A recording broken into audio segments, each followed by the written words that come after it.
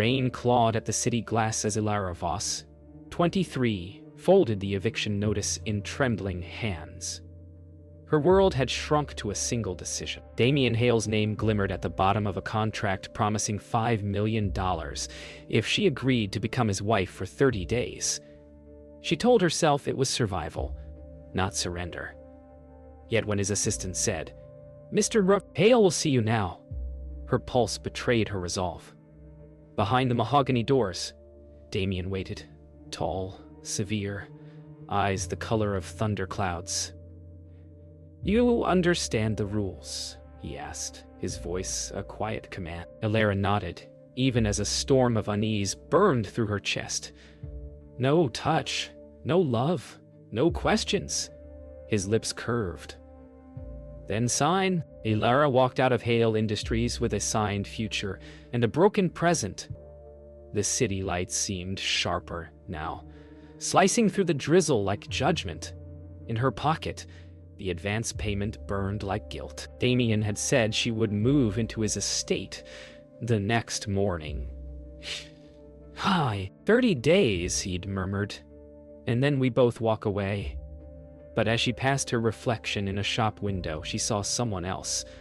Not the girl who once dreamed of concert halls, but a woman bound by ink and silence. She told herself she could endure anything for her family. But somewhere deep inside, something whispered, "He's not what he seems." Back at her crumbling apartment, Ilara found her sister asleep on the couch, blanket frayed, IV stand humming quietly beside their mother's bed. She touched her mother's hand, whispering, "Just 1 month." Iris stirred, murmuring, "Did you find a job?" Ilara hesitated. "Something like that." In the dim glow of a single lamp, she felt the walls closing in, not from poverty, but from the lie she'd just invited home. As thunder rumbled outside, she pressed her forehead to the window pane, staring into the storm. Somewhere across the city, Damien Hale probably wasn't sleeping either. The next morning, a black car waited outside. Damien's driver, an older man with silver hair and unreadable eyes, opened the door without a word. The city blurred by as they drove north, away from noise, toward the kind of silence that felt like wealth. Ilara clutched her small suitcase. Her pulse quickened when the iron gates appeared. Hale Manor, surrounded by mist and memory. The driver said quietly, "Once you enter, Miss Voss, you don't leave without his permission." Ilara nodded. Her fingers tightened on the suitcase handle. She'd made her choice, but deep inside she feared she'd already lost herself. Hale Manor rose from the mist like something ancient and alive. Stone pillars, high windows, and the faint hum of electricity behind glass. Damien stood at the entrance in a black turtleneck and tailored coat, his posture perfect, his eyes unreadable. "Welcome home, Mrs. Hale," he said, voice low enough to bruise the air. The title cut through her like a blade. The door closed behind her with a sound that felt final. She told herself she could last 30 days. But when their eyes met again, she realized something terrifying. It wasn't just his money she'd agreed to. It was his darkness. The mansion was too quiet. Silence pressed against Ilara's ears like a secret. Damien's world smelled of polished marble and antiseptic restraint. Servants moved like shadows, their eyes never meeting hers. At breakfast, the table stretched longer than the dining hall itself, and Damien sat at its far end, untouched by the sunlight that filtered through tall glass. "You may use the east wing," he said without looking up. His voice felt rehearsed, measured. Ilara nodded, her spoon trembling against porcelain. Behind his poise, she sensed exhaustion, something barely human. And when their eyes met for a second, she saw fear, raw and buried. Later, the housekeeper led Ilara to her assigned quarters in the east wing. The room was vast, sterile, and lonely, everything expensive but nothing lived in. On the dresser, a framed photograph caught her eye, a young Damien with another man, both smiling, something he seemed incapable of now. When she touched the frame, the maid froze. "You shouldn't touch that," she whispered. Elara turned. Why? Because that man's dead, came the answer. And he shouldn't be in that picture. Elara felt the air shift. The photograph, now slightly tilted, reflected her face beside Damien's, like an omen she couldn't explain. At dusk, Elara wandered into the west corridor, the one the servants avoided. She told herself it was only curiosity, but her pulse betrayed otherwise. The walls grew darker, colder. At the corridor's end, she heard faint mechanical hums. A locked door, marked only with a discreet silver symbol, vibrated softly, as though something inside breathed. That area's restricted? Damien's voice said behind her. She spun around, startled. He stood in shadow, unblinking. You don't follow rules well. I wasn't. You were, he interrupted, stepping closer. His nearness felt like heat trapped under glass. Stay away from that door, Elara, for both our sakes. That night, sleep refused her. The rain outside had turned relentless, like fingers against the glass. She sat by the window, wrapped in one of Damien's forgotten coats. The fabric smelled faintly of cedar and loneliness. Somewhere below, she saw him in the garden, walking through the rain without an umbrella, face turned skyward, as if daring the storm to break him. She wanted to go to him, to ask what haunted him, but something in the air held her back. He looked up suddenly, as if sensing her gaze, and for a breath, lightning illuminated his expression. Grief, raw and human. The next morning, Damien found her at the grand piano in the main hall, her fingers hesitant over ivory keys. You play, he said quietly. She startled, then nodded. Not well anymore. He approached, his reflection in the glossy lid beside hers. Music doesn't fade, he murmured. People do. For the first time, his voice carried warmth and regret. She began to play, a trembling melody filling the hall. Damien closed his eyes, letting the sound unravel something inside him. When the final note lingered, he whispered, You should never have come here. Elara's heart still. Maybe I was meant to. Morning light seeped into the marble corridors like reluctant forgiveness. Elara followed faint echoes of music, not hers, but Damien's. He sat at the piano, fingers pressing silent keys, no sound emerging. The lid was closed. His hands moved anyway, haunted by memory. She stood in the doorway, afraid to speak. You shouldn't see this, he said softly, without turning. It's not music, it's remembering. His reflection in the piano lid showed eyes rimmed red, exhaustion painted across restraint. For the first time, she saw not the billionaire, but the boy he'd once been, and the pain he'd never buried. Later, she explored the gallery hall. Hundreds of portraits, all of the same man, Damien's father. The older he appeared, the colder his gaze became. At the end of the corridor hung one covered canvas, edges cracked by time. The maid's warning echoed again. Don't touch what's been buried. Elara reached out anyway, pulling the sheet aside. Beneath it, a half-finished painting. Damien, eyes bleeding into abstract lines, face unrecognizable. The air turned heavier, colder. Behind her, Damien's voice murmured, He painted me before the fire. She turned, startled. His expression hollowed. My father wanted perfection. He got ash. That night, thunder cracked again. Elara woke to faint mechanical humming, the same sound she'd heard near the restricted corridor. Curiosity overpowered fear. Barefoot, she followed it down the hall, guided by faint red light under a door. Her fingers brushed the handle, and the door gave way with a sigh. Inside, sterile air burned her lungs. Machines lined the walls, their lights pulsing like heartbeats. In the center, a medical chair, restraints open, metallic scent lingering. Papers on the table read, Subject DH, exposure incomplete. She froze. The hum deepened, Someone was behind her. Damien's voice broke the silence. "You shouldn't be here." She turned, heart hammering. He stood in the doorway, eyes dim with exhaustion, but burning with something deeper. Shame. "What is this?" she whispered. "Research," he replied. "My father's." His hands trembled as he stepped forward. He believed emotion was a disease that could be cured. I was the experiment. His breath hitched. "I don't feel what I'm supposed to. When I do, it hurts." Ilara's tears blurred the sterile light. "You're not broken," she said, stepping closer. "You're surviving?" He closed his eyes, voice fractured. "No, Ilara. I'm contagious." She ran back to her room, heart pounding. The walls seemed alive, pulsing with echoes of his words.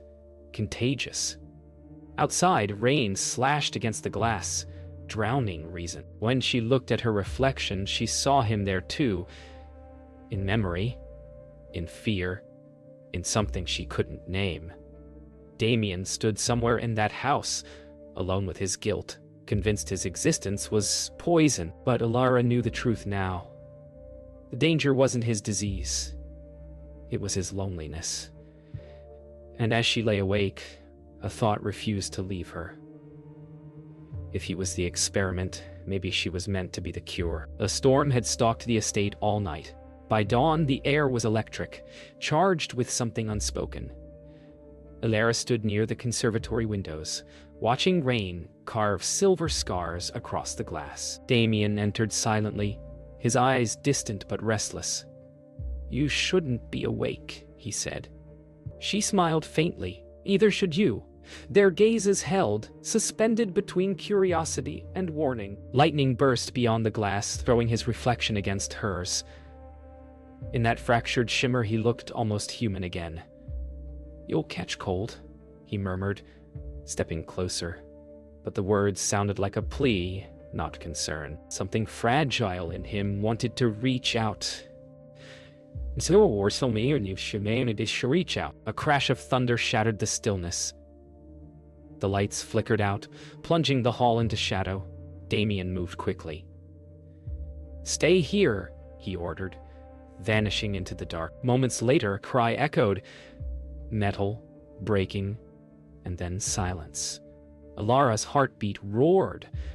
She followed the sound down the corridor to find him kneeling near a fallen chandelier, sparks crackling. "Don't come closer," he warned, blood glinting on his hand. But instinct overcame reason. She knelt beside him, reaching to steady his arm.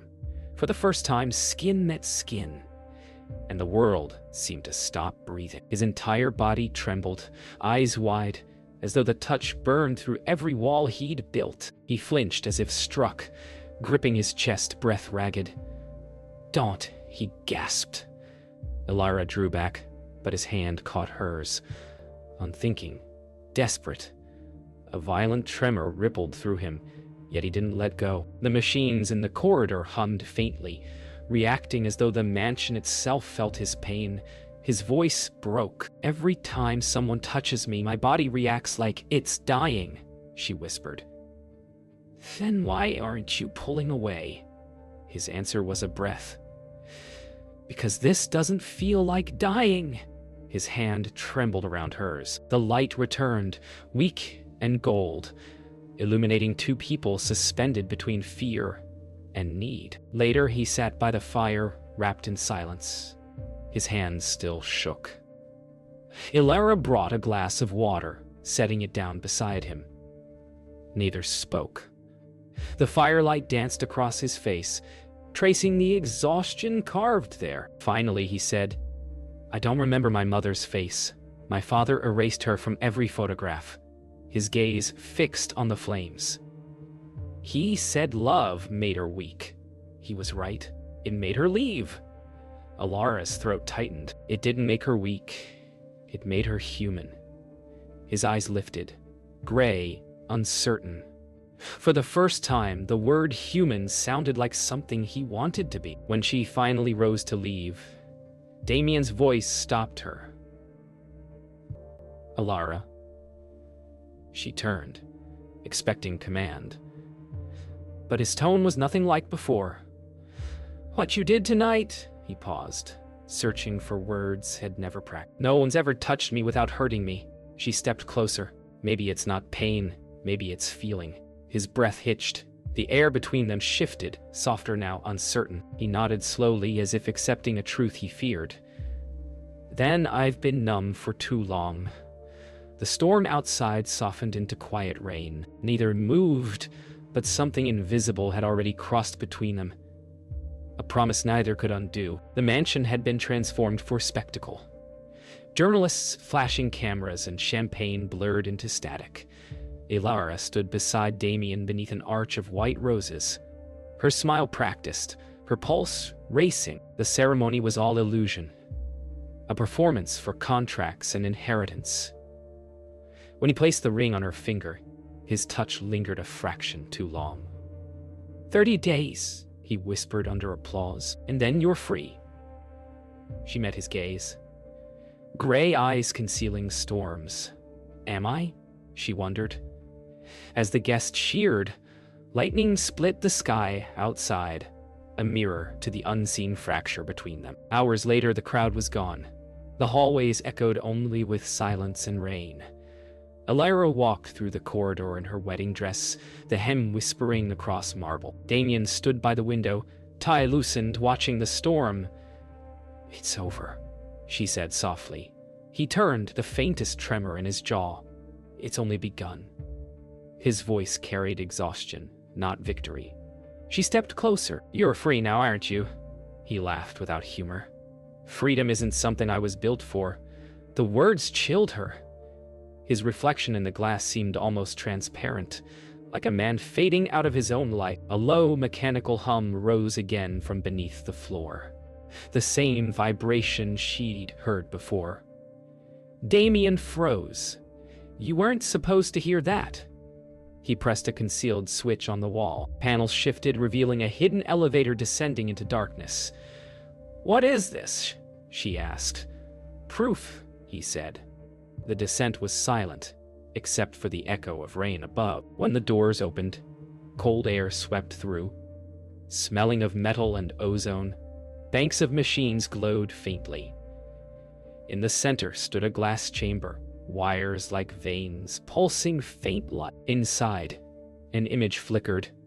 Damien's heartbeat mapped in fractured code. "This is what he did to me," Damien said, his voice echoing off the steel. "My father believed emotion weakened the mind. He rewired my nervous system to reject it. On the monitors, his pulse spiked. Every time I feel too deeply, my body shuts down." Alara stepped closer to the glass, eyes shimmering. "And tonight," he met her gaze, pained. "Tonight, I felt everything." His control faltered. The monitors screamed alarms as his body convulsed. Alara grabbed him before he fell, holding him tight despite the warning sirens. "You're not a machine," she cried. "You're alive," he whispered.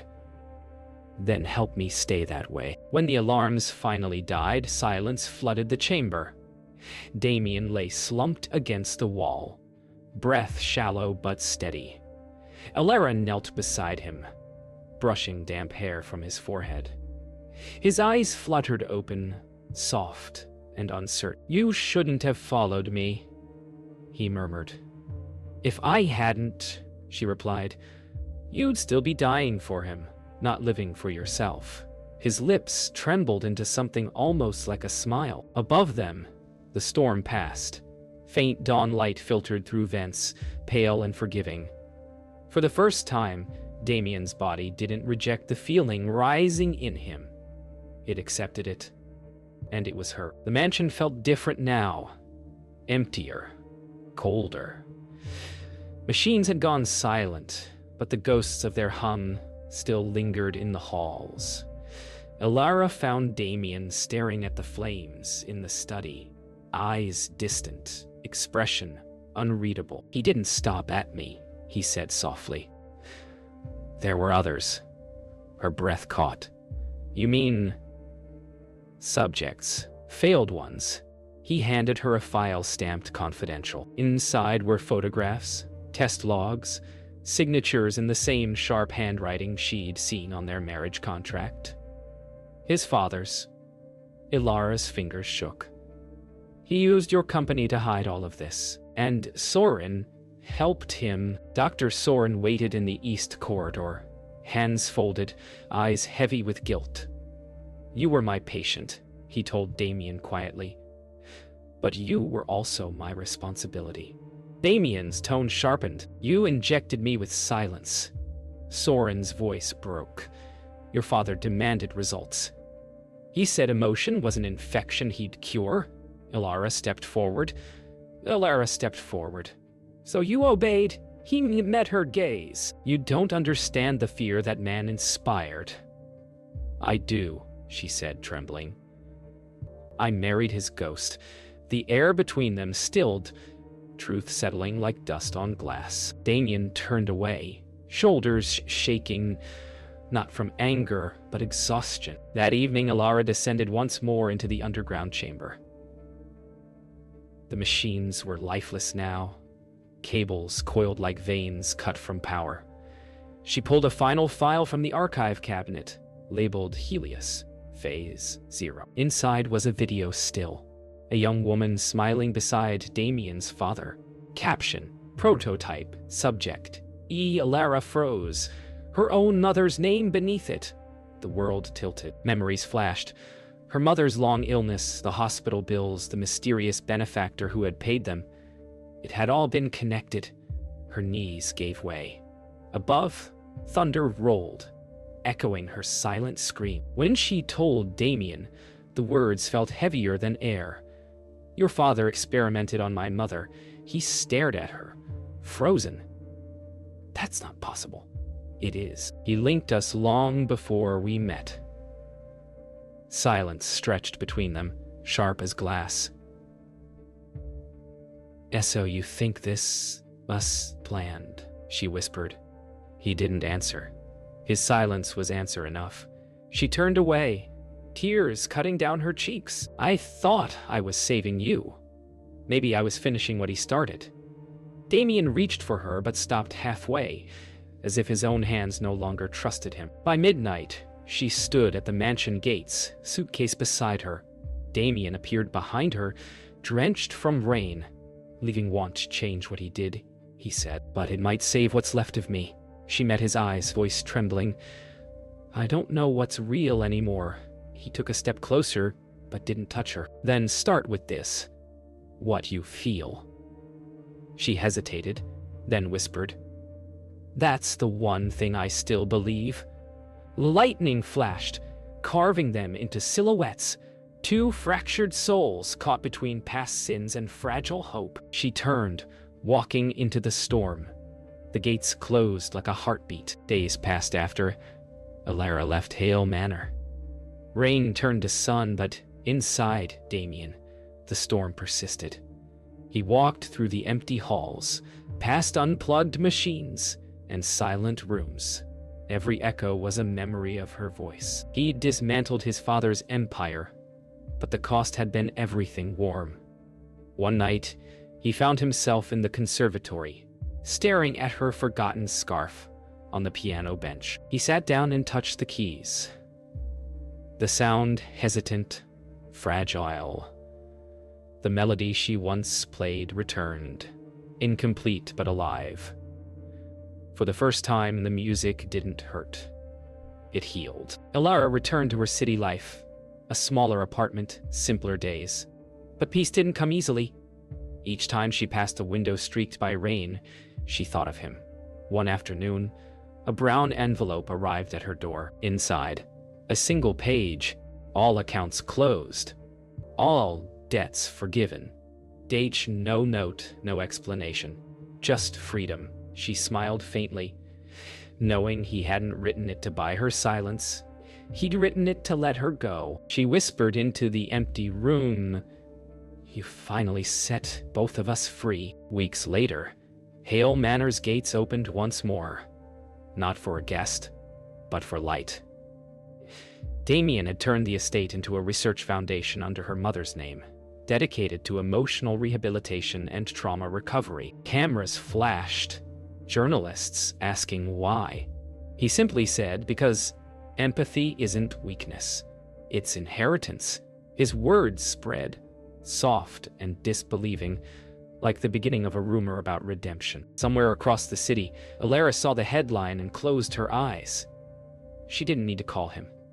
Some things were louder than words. At dusk, Alara visited her mother's grave for the first time since learning the truth. She brought a small bouquet of white lilies and the worn music sheet from her childhood. "You were part of something cruel," she whispered, "but you gave me something good too." A breeze carried her words into the quiet. As she stood to leave, a figure appeared at the edge of the path. Damien, hands in his pockets, eyes uncertain. Neither spoke. They didn't need to. Between them stretched all the pain, and all the forgiveness waiting beneath it. As the sun set, they walked side by side toward the gate, saying nothing. The wind carried the faintest sound of music, not from the mansion, but from somewhere unseen, as if the world itself had learned their song. Damien glanced at her, his voice low. 30 days changed everything. Alara smiled faintly. "Then let the rest be ours." The camera would pull back slowly. Two silhouettes walking into the last light, the scarred estate behind them, the open world ahead. What began as a contract had become something neither of them could sign away. A choice to live,